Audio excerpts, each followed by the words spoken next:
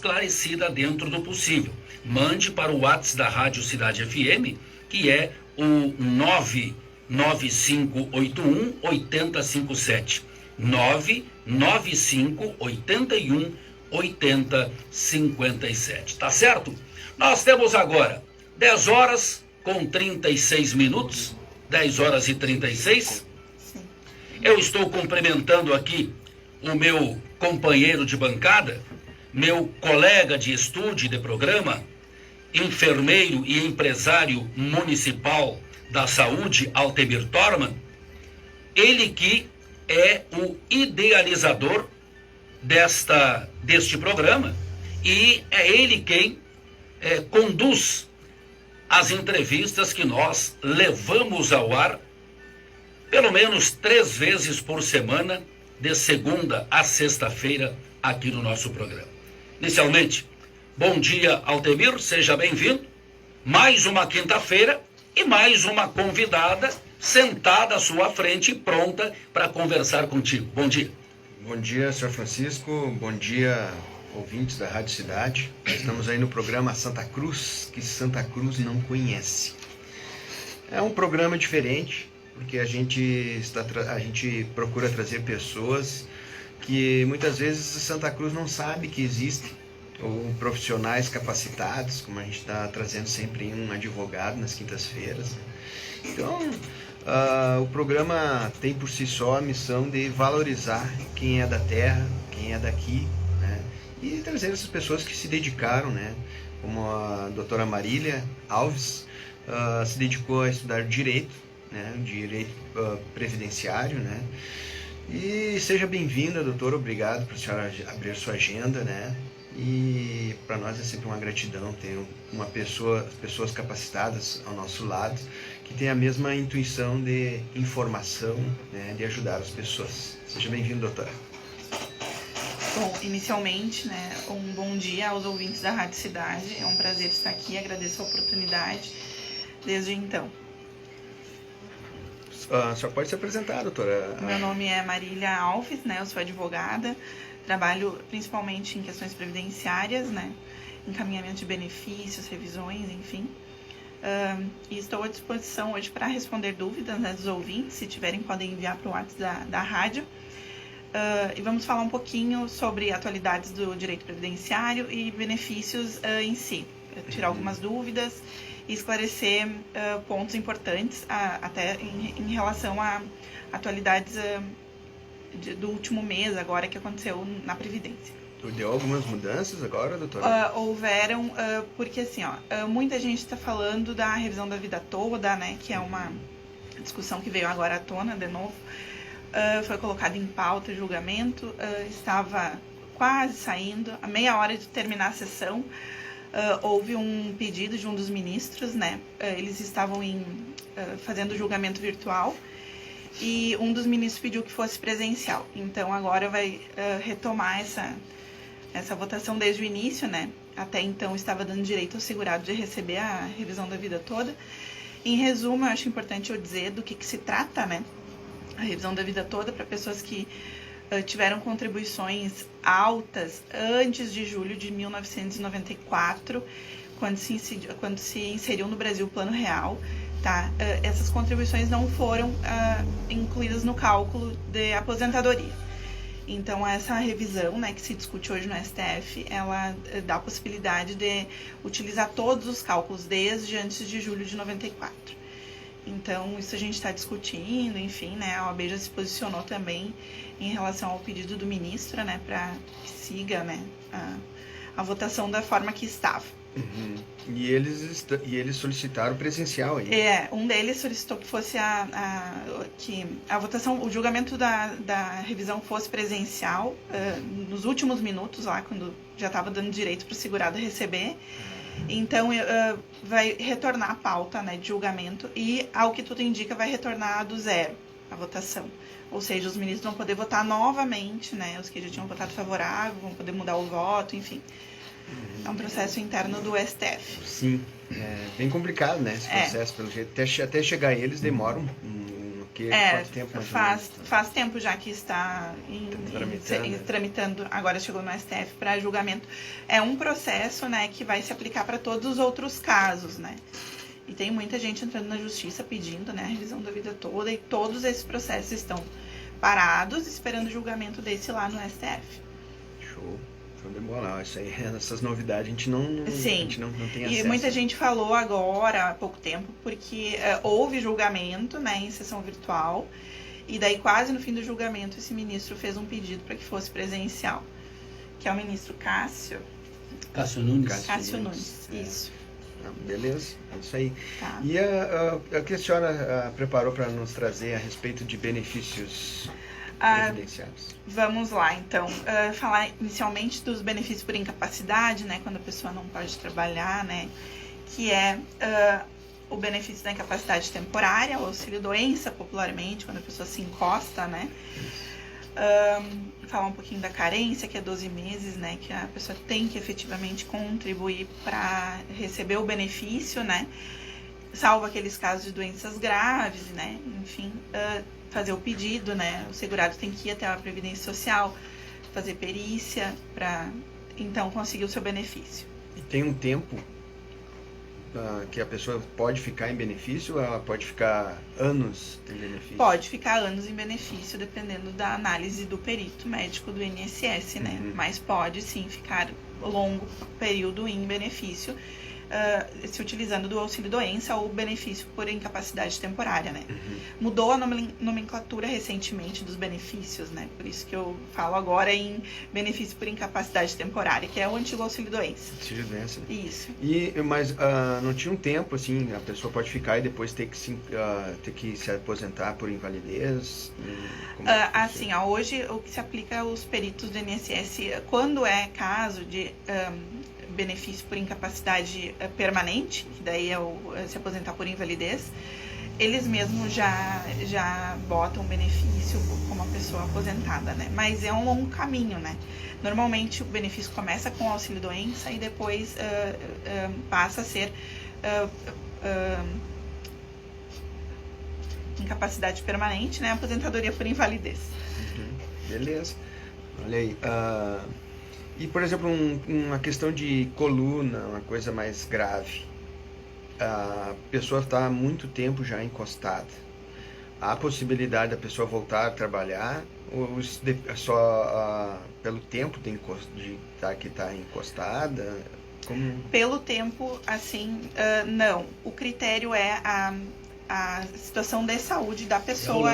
É o laudo médico que define. Uhum. Né? Uhum. Mas não, a pessoa está encostada há 2 anos, daí ela vai ser aposentada por invalidez. Não, vai depender do laudo médico, da situação dela de saúde, de como está a evolução da doença, né? Isso tudo vai ser avaliado.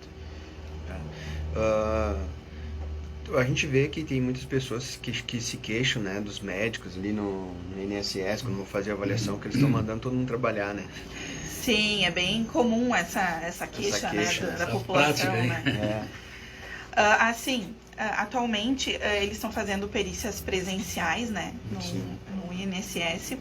Depois, se não for concedido benefício lá no INSS, né, que a gente chama de administrativo, a gente pode entrar judicialmente, né, se for o caso, apresentando esses laudos médicos, né, pedir para o juiz, daí é um perito judicial que vai apreciar, né, a pessoa e vai avaliar ela em caso a caso.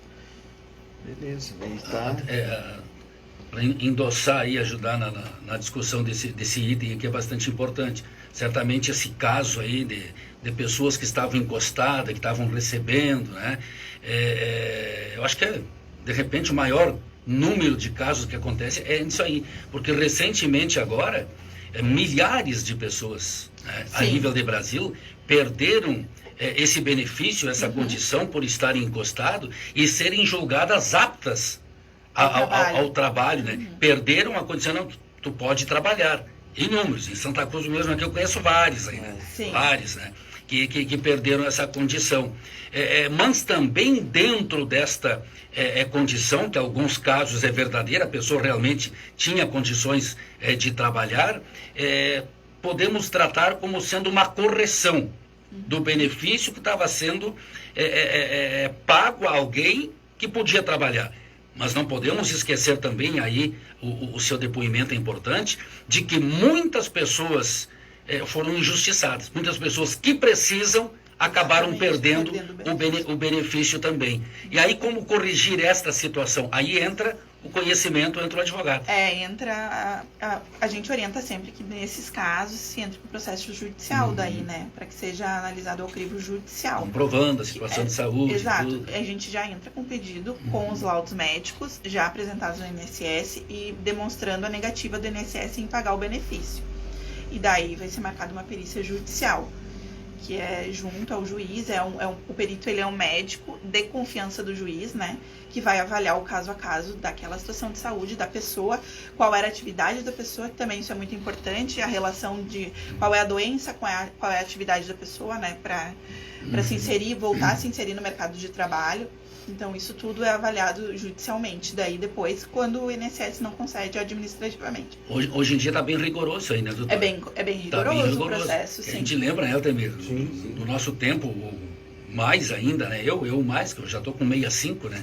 Sim. Mas no meu tempo lá atrás, o cara se acidentava e colocava uma placa, alguma coisa numa perna, encostava e se aposentava, né? Perdia um dedo, ficava com 9 dedos e era aposentado, né? Tinha um problema alguma coisa lá, um ataque epilético, alguma coisa, se aposentar. Hoje é diferente, quer dizer, hoje tu não tem uma mão e tu tá apto ao trabalho, porque tem muitos tipos de trabalho. Isso aí mudou, né? Tem situações assim, e também tem um terceiro benefício, que também é um benefício por incapacidade, que é o benefício de auxílio-acidente, que é para aquele trabalhador que tem uma redução na capacidade de trabalho, né? Então, mas aí ele é proporcional? Ele não é integral? O valor todo? O valor da renda, ele é de 50% do salário de benefício. Por exemplo, uma pessoa ganha 2.000, 50% do valor. Então, não é integral. Não é integral. Mas, assim, é o auxílio-acidente que ele é destinado a trabalhadores que têm uma redução da capacidade de trabalho. Né? A pessoa não tem 2 dedos, por exemplo, na mão. Ela vai conseguir trabalhar, mas não com a mesma qualidade de antes. Então, se concede nesses casos, a gente pede o auxílio-acidente, que é permanente, vai ficar pagando, e a pessoa pode trabalhar, diferente dos outros dois. Né? Mas isso também, né, doutora? Vamos supor se o problema físico daquela pessoa estiver relacionado com a profissão dele. Vou dar um exemplo meu aqui, vamos supor. Eu falo, o meu trabalho aqui é voz, né? Sim, a senhora fala. Aí eu tenho um problema na perna, coisa e tal, não me impede de eu trabalhar, né? Tem que estar meio direcionado. Isso é considerado também? É considerado na análise do auxílio-acidente, né? As mãos eu preciso, né? Trabalho aqui, mas não tanto quanto possa me impedir de trabalhar, né? Sim, mas esse benefício, a diferença dele para os demais é que o trabalhador pode trabalhar, os outros não. Né? Ele te incapacita e deixa ou temporariamente ou permanentemente afastado do trabalho. O auxílio-acidente não, ele é para quem tem uma redução na capacidade de trabalho. E normalmente é temporário, né? O auxílio-acidente não, vai ficar recebendo sempre. Esse resíduo é importante. E os valores 50%? Sim. Benefício por incapacidade temporária, tá? 60%, tá? Do benefício. E a aposentadoria por invalidez, 60% da média, e mais 2% a cada ano de contribuição até atingir 100, tá? Tem casos no auxílio doença, como doenças graves, hanseníase, câncer, que não precisa de carência também, isso é importante dizer, né? Aquela lista de doenças, cardiopatia, câncer, hanseníase, eu trouxe algumas, alienação mental, cegueira, né? Essas doenças não precisa respeitar a carência dos 12 meses para a concessão desses benefícios, né? Isso é importante dizer, né? Porque às vezes as pessoas não sabem que não precisam contribuir todo aquele período para então pedir o benefício, né? Que legal, né? Antigamente, outro dia nós estávamos conversando aqui, até o Altemir fora do ar, né? Porque a gente não domina bem muito essa área, tem que cuidar o que tu fala, né? A gente é ouvido, né? Então tem que cuidar o que a gente, o que a gente fala para não criar uma expectativa falsa com referência ao assunto. Mas aí eu quero uma pergunta que pode alguém estar dentro dessa situação que eu vou colocar. Sempre antigamente, eu me recordo que os patrões, pessoas em emissoras que eu trabalhei e outras áreas aí de trabalho, as pessoas pagavam mensalmente para o INSS um percentual para receber depois para 10 salários mínimos. 5 salários mínimos. Sim. Tá? Pagavam aquilo a vida inteira. Se aposentavam, vamos supor, ganhando aqueles 10 salário mínimo ou 5 salário mínimo. Só que dali 3, 4 naquilo vinha diminuindo. Como é que está esta situação agora? Adianta pagar ou tem um mínimo e um máximo? Em casos antigos, assim, o que houve muitos benefícios foi a defasagem. O que é isso? A atualização do salário mínimo não acompanha a atualização dos benefícios já concedidos. O índice é diferente, por isso que os benefícios vão diminuindo e o salário mínimo vai aumentando. Hoje, as contribuições têm que ser analisado caso a caso, porque com a reforma da Previdência, existem casos diferentes de cálculos e como vai ser apreciado cada benefício. Então, eu sempre oriento a calcular o caso a caso do que o segurado já tem na Previdência, para daí, então, fazer análise de como ele pode vir a contribuir para frente, para ver como vai ficar a renda, né? Não é como antigamente, que era 80%, o cálculo da aposentadoria, ele era feito de acordo com as 80% maiores contribuições. As 20 menores eram desprezadas, o que beneficiava o segurado. Hoje não é mais assim, hoje 100% das contribuições são beneficiadas, por isso que a reforma também foi tão prejudicial. Prejudicial sobre hoje, quem se aposentar hoje, o cálculo é sobre 100% das contribuições. Antigamente era só as 80% maiores, então prejudicou o segurado nesse ponto, né? Então por isso que a gente diz que é melhor fazer o cálculo, ver o que já tem, para ver como faz para frente, para daí analisar como pode ficar, né? Muito importante, muito interessante. Essa aí é uma área que, olha, e tem muito 90% tem muito estudo, assim, né? Isso. A gente ainda está se adequando às novas regras de transição, porque em pouquíssimos casos a reforma beneficiou o segurado. Foi mínimo. A maioria dos casos afastou as pessoas da aposentadoria, né? É verdade. Afastou. E quando... Idade, contribuição, né? Exato, tempo de contribuição. Porque hoje é somado, tudo mudou, né? Mudou tudo, né? Quando a gente fala isso assusta, mas a realidade é que a aposentadoria por tempo de serviço, que a gente conhece popularmente, ela não existe mais.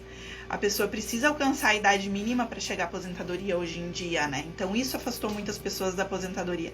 Mas claro, tem as regras de transição que se aplicam para quem já estava contribuindo e pode se enquadrar em alguma daquelas regras. Então por isso que tem que ser analisado caso a caso, para quem ainda não está aposentado. E para quem já está aposentado e continua trabalhando, ele mais adiante ele pode solicitar esse tempo de trabalho para agregar na aposentadoria ou não? É uma dúvida muito frequente, tá? Era o processo que a gente chamou de desaposentação, né? As pessoas se aposentavam, continuavam trabalhando e não tinham aquele... assim, a contribuição previdenciária ela é obrigatória ao trabalhador, independente se ela está ou não aposentado. Então, a desaposentação foi julgada já, e o STF não deu o direito ao segurado de receber. Então, assim, quem continua trabalhando vai oferir a renda, tanto de salário quanto da aposentadoria. Mas aquele salário de contribuição feito depois da aposentadoria não vai poder ser implementado no novo cálculo de renda, né? Seria uma nova revisão, mas já foi julgado e não tem possibilidade no momento, né? Até porque o processo de aposentadoria já foi concluído, já existe. Ele já tem uma condição de segurado, né? Exato, ele já está segurado e ele já é beneficiário do seu benefício. Não tem como contribuir de novo e implementando aquela renda de novo naquele benefício. Então isso que a desaposentação discutiu. Mas aí levanta uma segunda situação dentro da pergunta do Altemir ali, importante isso aí. Isso aqui também vai ser o caso aí algumas mil pessoas aí, eu acho que enfrentam isso aí.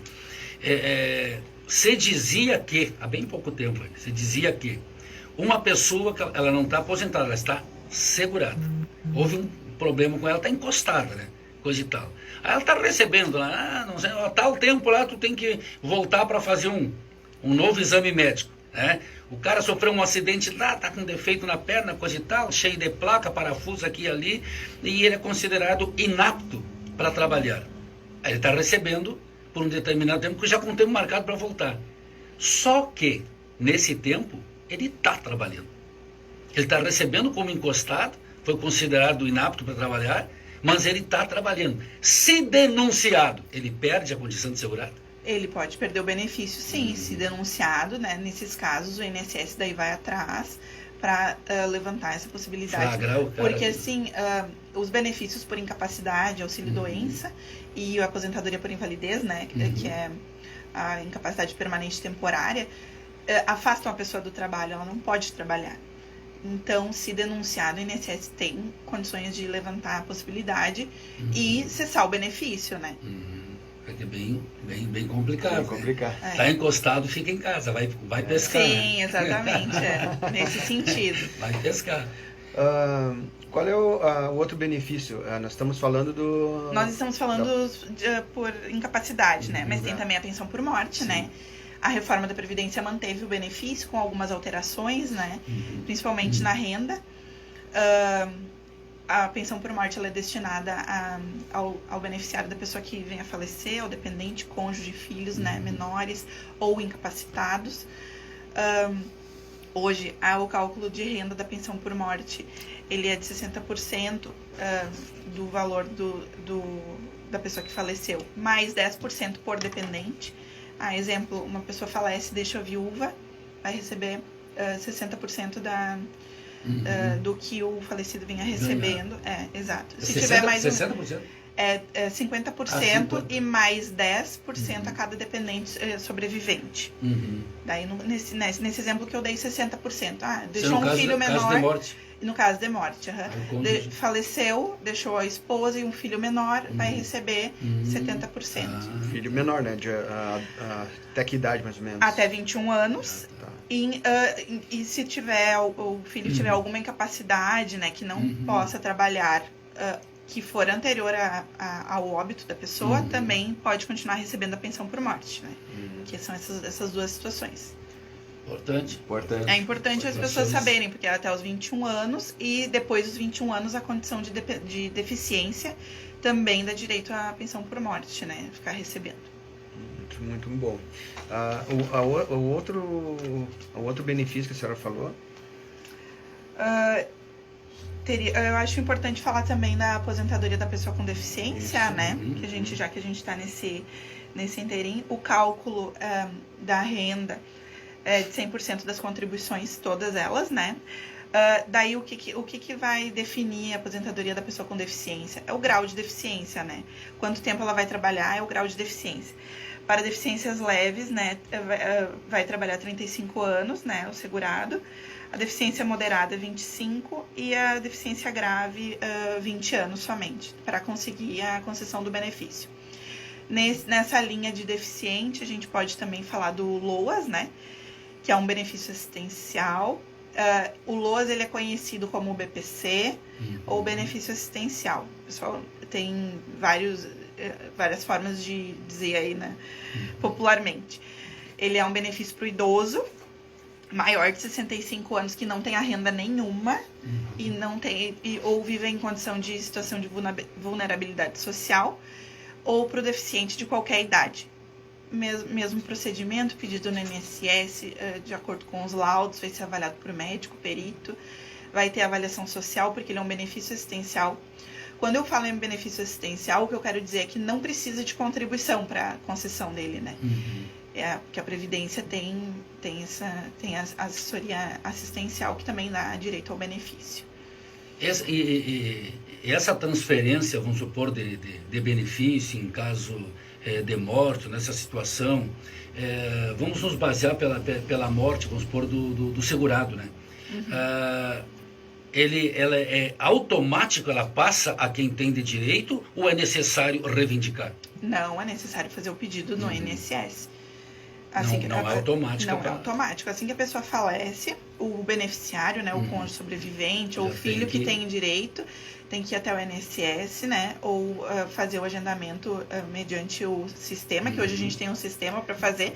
Não precisa ir até lá, né? Apresentar lá o laudo, aquele negócio todo, né? Apresentar a certidão de óbito e fazer o pedido do seu benefício daí. Mas tem que fazer a solicitação no INSS, ele não é automático. Não.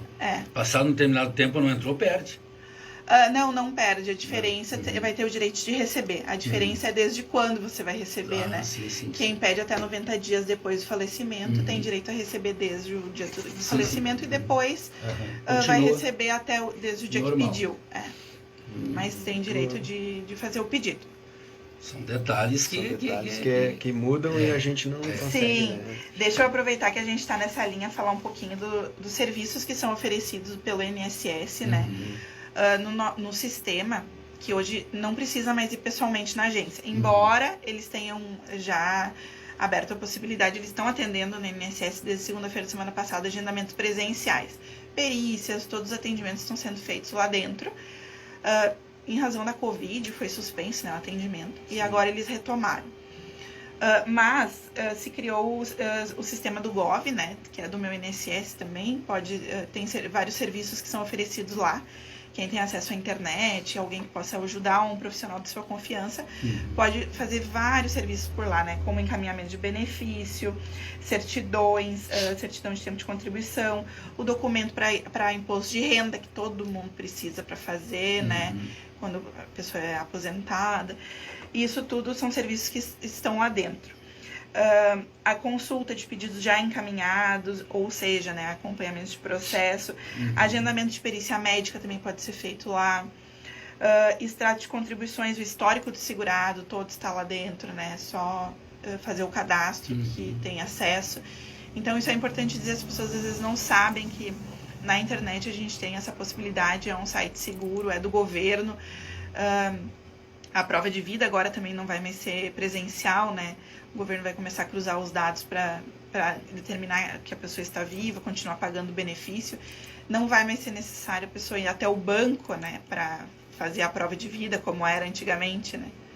Tinha uma dificuldade, né? Pessoas acamadas. Ser levada até o banco, né? Exato. Então isso já se evoluiu nesse sentido. Que legal aí. Dentro da...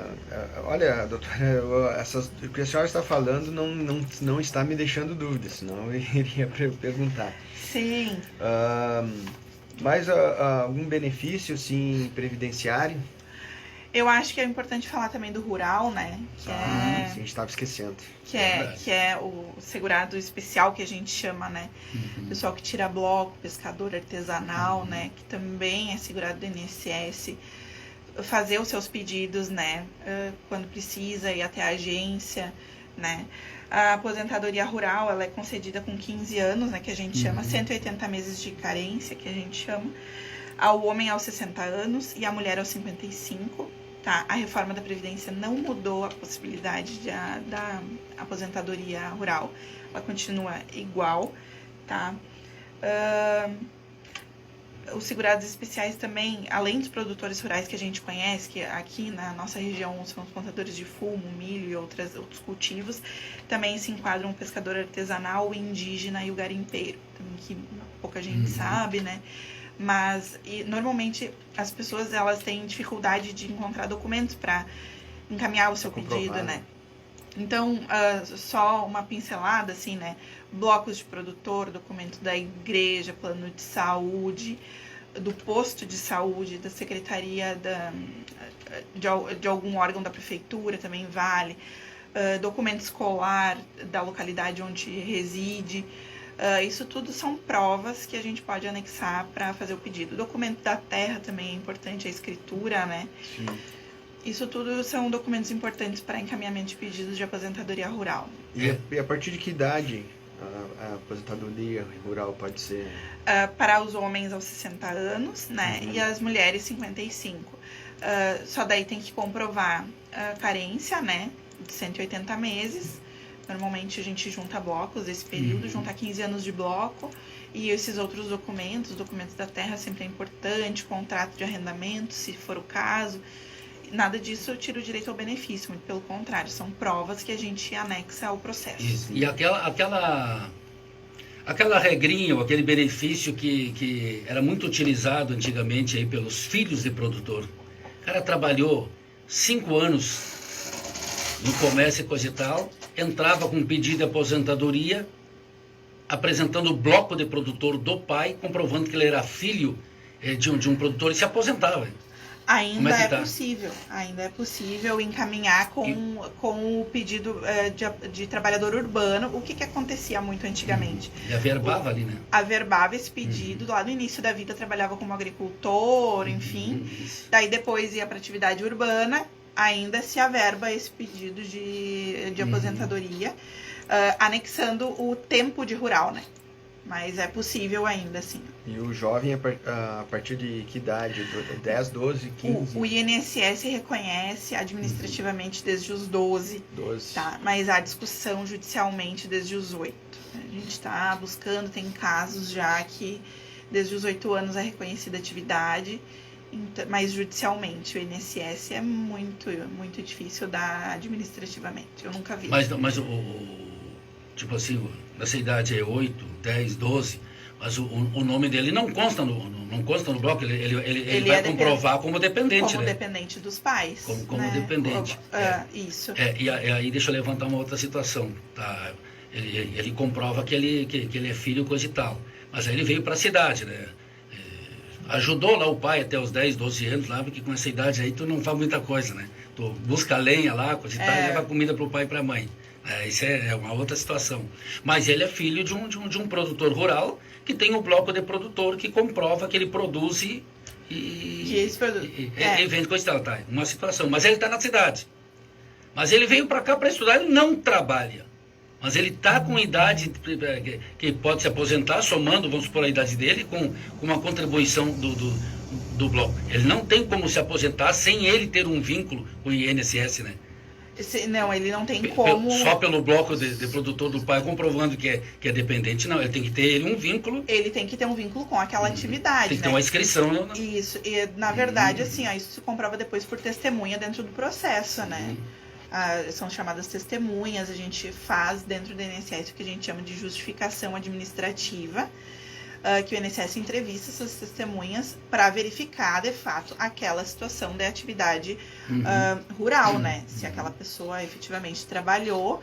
As testemunhas são pessoas normalmente vizinhas que conhecem a família, mas tem que ser pessoas idôneas e são juramentadas também, né? É importante dizer que tem um compromisso de dizer a verdade. Sim. Não, isso é importante, né? Porque tem 90% quase, beirando por aí, hoje dos filhos de agricultores não estão mais na roça, né? Estão na cidade. Sim, estão na cidade mas muitos deles nem estão trabalhando. O papai está bancando aqui o apartamento, a faculdade. Tem muitos casos, né? E aí, é justamente em cima disso que eu fiz a pergunta, né? Se o cara não tem um vínculo empregatício, da legalidade dele ter esse benefício só com o bloco. Sim, se ele não tem carteira assinada, dá ensejo para ele ser produtor rural. O nome dele tem que constar lá como que um dia ele já contribuiu com ele. Na base de dados ele tem que constar como senão não no tem, bloco, tem que constar, né? Sim, os nomes, enfim. Importante. Muito importante. E esse processo é mais rápido, né doutor? Ou não? Olha, os rurais atualmente, assim, eles estão mais rápidos do que os outros. Né? Assim, os de aposentadoria por tempo, que tem um período para reconhecer rural, tem demorado mais. Quando tem um período especial, né, para reconhecer, também tem demorado muito os processos. Tanto que tá falando na mídia agora também, os processos têm demorado demais para ser analisados administrativamente. Em razão da pandemia, falta de servidor, muito servidor afastado em função de saúde também, mas o rural, assim, ele tá mais rápido, assim, dentro de 40 dias a gente já tem uma resposta. Só lembrando a quem está sintonizando a rádio agora, né, que nós estamos falando aqui, conversando, entrevistando no programa Santa Cruz, que Santa Cruz não conhece, a doutora Marília Alves, né? Advogada, formada, especialista em direito previdenciário e que faz parte do time do escritório BAC Advogados. Ela faz parte do time, né, que é bastante grande, né, formado aí por vários profissionais, alguns dentro do escritório, outros que complementam, portanto, né, o time com seus escritórios devidamente montados em outro endereço. É o caso da doutora, né? Isso, eu sou uma parceira do escritório. Sou uma parceira. Diz pra gente, onde é que a doutora está situada, onde é que atende, doutora? Sim, eu atendo no bairro Goiás, mas eu posso também atender no BAC Advocacia. Sim. Eu fico à disposição também, se alguém precisar, né? Atendo lá também, inclusive interno, quando solicitado. E o meu escritório mesmo é no bairro Goiás, mas toda semana estou no BAC lá. Sim. É uma parceria, é uma né, parceria de profissionais. Gente, exato. São várias áreas que eles atendem lá dentro, inclusive a previdenciária, que eu me adequo melhor. Daí. Sim. Isso é uma troca, na verdade, de indicação, vamos dizer assim, né? Vem alguém para você que não é da sua área, você vai indicar o escritório. Exato, que eu não domino. Exatamente. Para o cliente sempre ser melhor orientado, né? Bom, uma boa tática, né? De prestação de serviço. Na real, a gente vê que a importância e o interesse deles é suprir a necessidade. Não deixar o cliente, né? sair sem uma resposta, né? sem atendimento. Exatamente. Isso é importante. Né? Isso aí nos traz aí uma nova modalidade de trabalho, né? Sim. E que o colega ele não é concorrente. Não, ele é um aliado. Ele é um aliado e te ajuda, né, em muitas questões, né, doutora? Isso é muito legal. Mas eu estava falando, retomando novamente o Sim, assunto. a gente tem que voltar. Ali a senhora falou dos 8 anos do jovem. Aí entra ali também a lei do adolescente, né? Como é que funciona? Entra uma discussão do trabalho infantil, né? Acerca do ECA, enfim. Mas, judicialmente, estão se discutindo situações. A gente não sabe ainda como vai ficar, como o INSS vai se comportar no futuro, né? Mas, administrativamente, o INSS concede aposentadoria a partir dos 12. Daí, se tem uma situação que desde os 8 a pessoa trabalhou, tem testemunha, tem prova, é a possibilidade de entrar judicial. Já houve alguns casos isolados que o judiciário reconheceu, né? Então, há a possibilidade de entrar, né, judicialmente. Mas, administrativamente, o INSS não reconhece de pronto, assim, reconhece desde os 12. Até porque a exploração do serviço infantil, nesse caso, não sei, no meu entender, não é muito pertinente, porque está trabalhando para a família, né? Pois é. Não está sendo explorado por um terceiro lá. O cara está contratando criança, explorando criança aqui para dar R$10 por dia aí, né? Não, está trabalhando para a família, para ele mesmo, né? Sim. Então, não sei qual é o entendimento aí da justiça. E a situação fática, né? O que aconteceu no passado. Bom, o ECA regula hoje, né? Essas situações, trabalho infantil, enfim, e até o Ministério Público do Trabalho, enfim. Mas o que se aconteceu no passado, faticamente, Sim. Em algum lugar para ter o troco da gente, né? Hoje a turma está com 20 e não quer trabalhar, né? Só quer esperar o benefício, né? Então isso aí também mudou bastante, né? Mudou uma bastante, cultura, né? Mudou, exatamente, mudou bastante. Quer queiram, quer não, mas existe um êxodo rural, né? Sim. Isso aí tá isso é sedimentado na sociedade e é preciso reconhecer esse trabalho. O êxodo rural está aí, né? As pessoas estão abandonando o campo e vindo para a cidade, achando que a cidade é solução, né? E no entanto, grande parte de quem está na cidade está louco para ter uma chacrinha lá fora. Sim, morar fora. Ter um local de descanso, né? Fazer um açude que der um peixe, caminhar no campo, né? Correr em roda da cerca, né? Verdade, né? Vamos lá. Mas a senhora me falou antes que tinha mais alguns direitos previdenciários, além das aposentadorias, que a senhora trouxe. O que a senhora nos trouxe que poderia para nós ser novidade? Bom, eu acho que eu posso falar um pouquinho das mudanças que a reforma trouxe, né? Que é uma dúvida bem corriqueira, assim, né? O aumento gradativo da idade, né, para alcançar a aposentadoria, né, que todo mundo tem dúvida, por isso que a gente sempre diz que tem que ser analisado caso a caso, né, porque a reforma diz que a pessoa só vai se aposentar quando alcançar aquela idade determinada, né, e ter aquele tempo X de contribuição, né, que é um mínimo de carência. Eu falei antes da aposentadoria por tempo de serviço, né, que ela não existe mais na lei, ela virou só uma expectativa, né, que as pessoas ainda têm, mas efetivamente hoje ela deixou de existir, né, na doutrina e na lei, enfim. E o que também a reforma trouxe muito enfaticamente foram as regras de cálculos, né, que, como eu falei, mudaram bastante. A incidência dos cálculos de aposentadoria, de auxílio-doença, mudou muito a forma de calcular a pensão por morte também. As dúvidas também em relação a eu estou aposentado, meu marido está aposentado, ele veio a falecer, se eu tenho que optar por um dos benefícios. Isso foi uma discussão que houve, né, na época que a reforma estava para entrar em vigor, mas não, a pessoa pode receber a sua aposentadoria normalmente e receber a pensão por morte, né? De acordo com aquele cálculo da pensão por morte, vai receber aquele X valor com a sua aposentadoria junto, não tendo que optar, né? Isso também acho que é importante falar.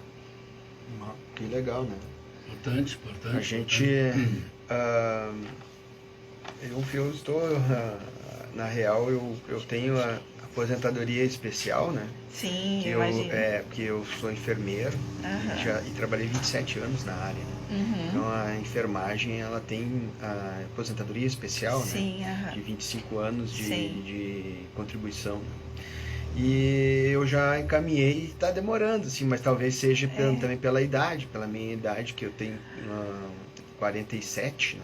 O que demora bastante é a análise do especial, assim, que é dentro do INSS, são determinados servidores que fazem essa análise. Então, a gente acredita que é nesse passo que demora tanto ainda. As especiais demoram bastante, porque são laudos técnicos que eles têm que analisar, diferente do segurado, né? Que é trabalhador, enfim, que não tem especialidade na atividade. E essa demora se dá em razão disso, assim. As especiais, realmente, eu concordo que tem demorado bastante.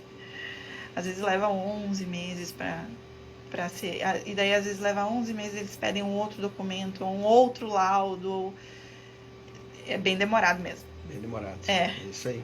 E a questão da idade também não atrapalha? Por eu não ter 60 anos, por eu ser mais jovem, atrapalha? Atrapalha porque a reforma da Previdência veio para afastar as pessoas jovens da aposentadoria, né? Foi para isso que ela foi feita. E também para pagar menos ao segurado, em razão disso que mudou os cálculos. Mas, assim, em relação à tua pergunta, tem que ver quando tu implementou o direito ao benefício, né? Então, isso tem que ser analisado o caso em específico, com os teus PPPs, né? Com os teus LTCATs, que são os laudos, né? Que dão o direito à especialidade em razão da atividade. O radialista também tem especialidade, né, em função dos ruídos. E tem atividades de saúde, médicos, dentistas, enfermeiros, que também têm direito à aposentadoria especial em alguns casos, né? E a questão, não sei se é a questão do técnico de raio-x... Também radiologia também tem especialidade, né? Em função de estar exposto, né, ao raio-x.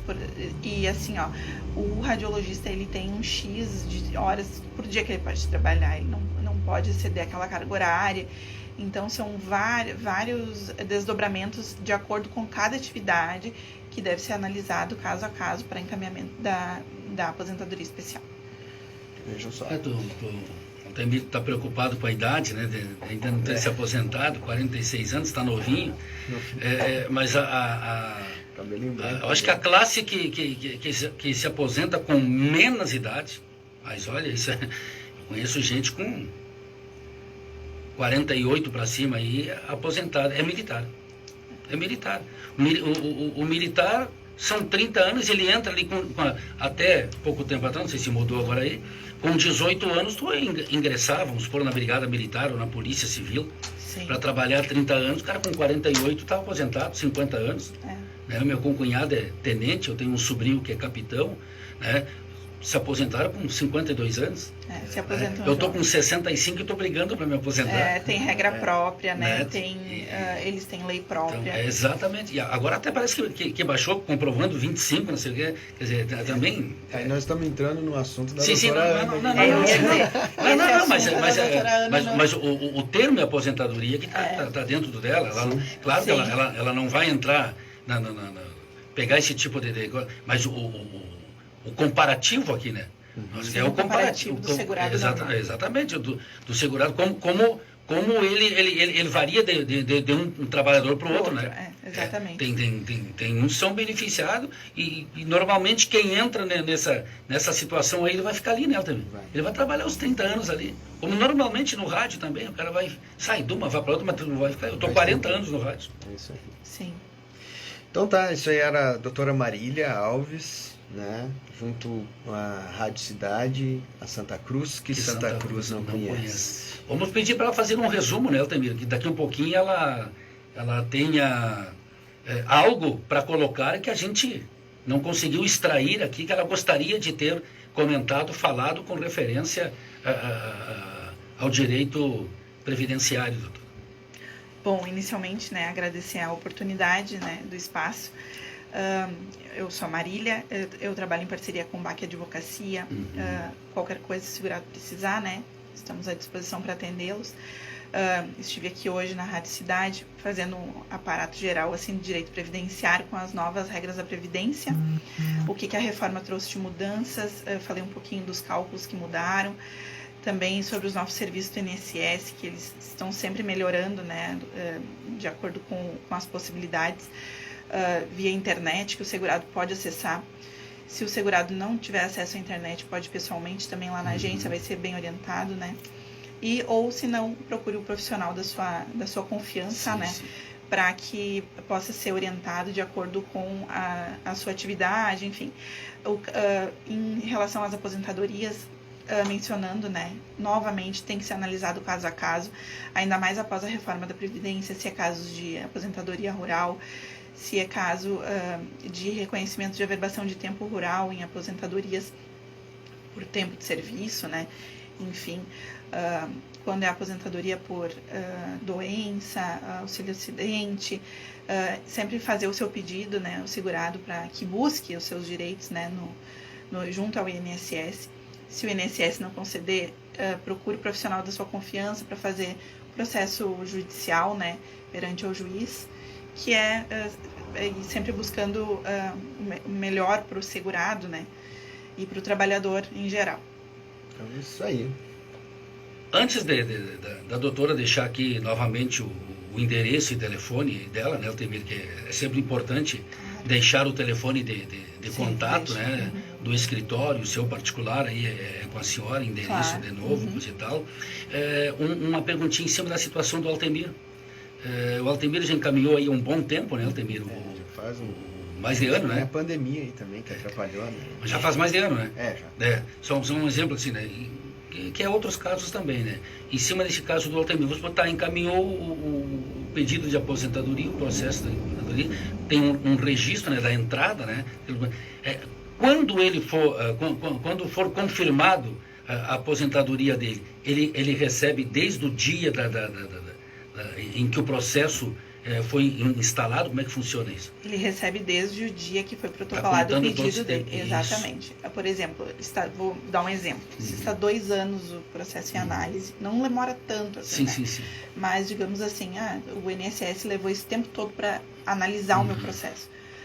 O segurado vai receber os atrasados desde o dia que protocolou o benefício. Que beleza, isso é importante.